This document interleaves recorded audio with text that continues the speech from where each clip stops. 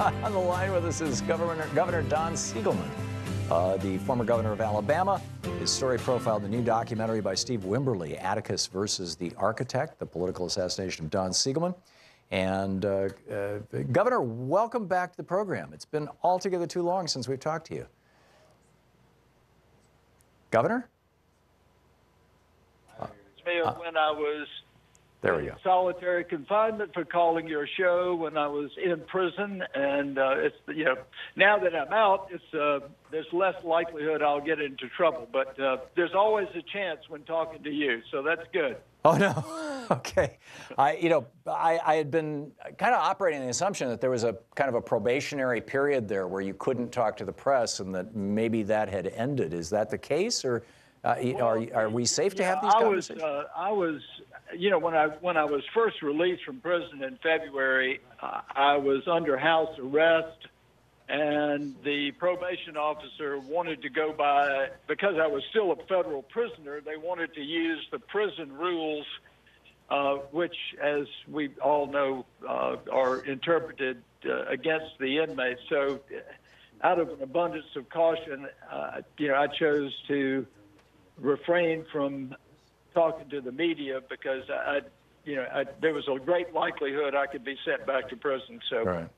But now I'm free of that, so I can talk to you, and presumably I won't be sent back to prison for that. Well, that's great. We have about 5-6 minutes here until we're going to hit a hard break, and I would love to hear your thoughts on A, what's going on politically in Alabama.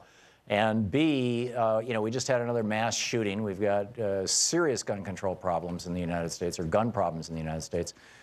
We have wildly more guns per person than pretty much any other country in the world. And that seems to be driving a serious crisis. I'm curious your thoughts on both those issues.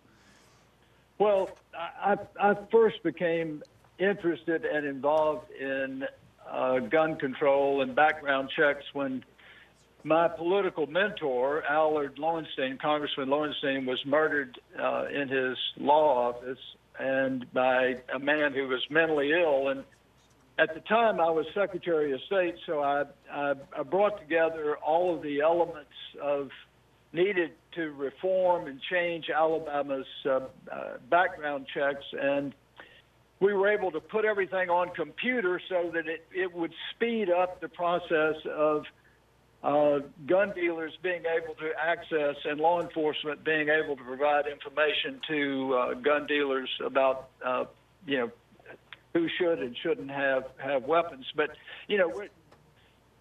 that was more of a gesture than anything else, although it did take us one step forward. But, today we still need background checks. We still aren't checking people who buy guns at gun shows. We don't require individuals who transfer weapons to record or register those weapons.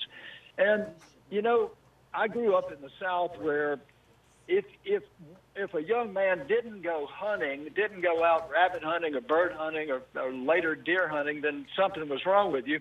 But, we had in those days a single barrel, single shot, 16 gauge shotgun or a 410 over and under for rabbit hunting or bird hunting. And, what puzzles me is that animals haven't developed into some weird species.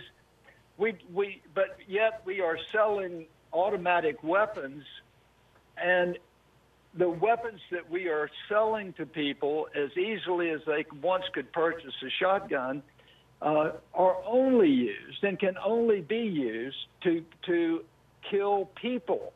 So it makes absolutely no sense to me why we continue to allow these weapons of mass destruction to be sold at Walmart or any other gun shows to anybody who walks up and has the money and can pass the simple test to get one. It makes no sense whatsoever. Yeah, amen. Well said.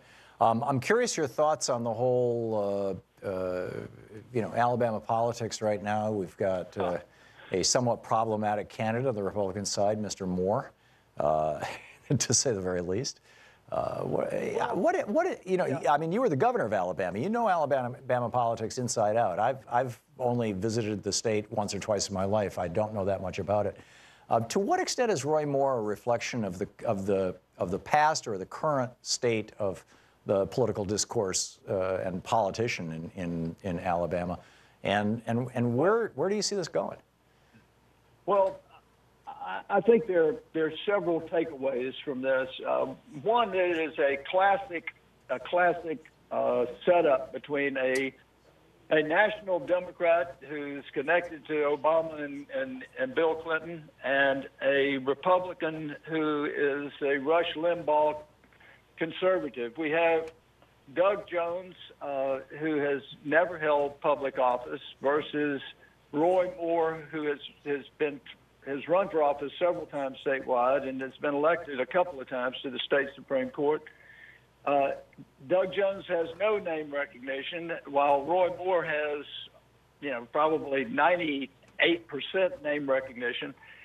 And then you have a disparity in issues where the Democrat, Doug Jones, is in favor of abortions or woman's right to choose, and in favor of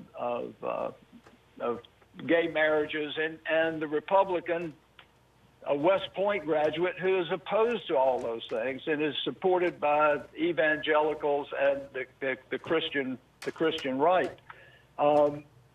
It is a classic battle, and the one thing that I hope that we can all learn from this, and not just from the Roy Moore, the bad publicity that is encircling him, but all of the revelations of misconduct and sexual harassment and sexual assault and criminal acts of sexual behavior, it has to change the paradigm, the mindset of powerful men who take advantage of women who in the workplace. And hopefully it will lead to a change in attitude where men start to value women because of their intellect and what they can bring to the organization with which they are associated, and are less attracted by the physical attributes and more attracted to their intellectual contributions that can be made.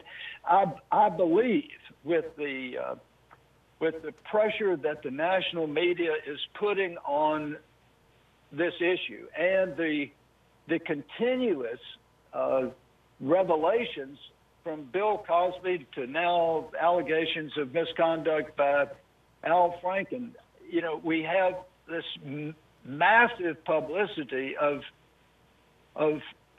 shockingly, sexual misbehavior, and it has got to lead to a change in attitude of powerful men. And I hope it starts with members of Congress, because they have been notorious for abusing women for decades. I don't know whether you ever read the book or have even heard of it, but a book by Fishbait Miller, who was the clerk of the House back in the 40s and 50s, I guess. And he wrote a tell-all book about members of Congress that he had seen, and it's something that has been going on. It's a culture in Washington, and I think that the way hopefully a starting point for stopping this is by Congress beginning to change their own behavior. Yeah, amen. Former Governor Don Siegelman of Alabama. Governor, it's great having you with us, and free-don.org is still the website, right?